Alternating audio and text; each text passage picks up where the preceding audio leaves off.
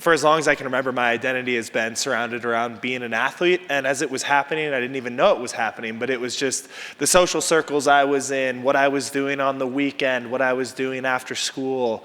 And very quickly, my worth started to be tied to like, okay, well, what place were you in the race? You know, like, well, how fast is your mile? Well, are you going to go to college for athletics? And I didn't, again, realize it at the time, and I think none of my teammates did either, but we were putting a lot of pressure on ourselves and a lot of like, if I don't do this, I'm not good enough, which is just ridiculous because athletics is such a small part of who you are as an overall person. And as you get older, it's a little bit easier to realize that, but in the moments, especially in high school, it's everything.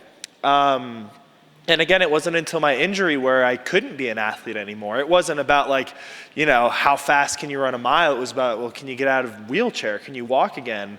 That I really went into a pretty intense depressive episode, and a lot of it was tied to the fact that I wasn't an athlete anymore, and where I found my worth, where I found so much of my value was gone, and I didn't know how to approach that. And it's something I still struggle with a little bit, because even now it's kind of crazy and a little bit ironic. The more you achieve in sport and the older you get, the more that gets placed on you. And it wasn't until I went to get my master's degree and started like focusing on something else in my life that I was like, I'm not just a rower, you know, like I have other aspects of my life, like I'm not just a Paralympian.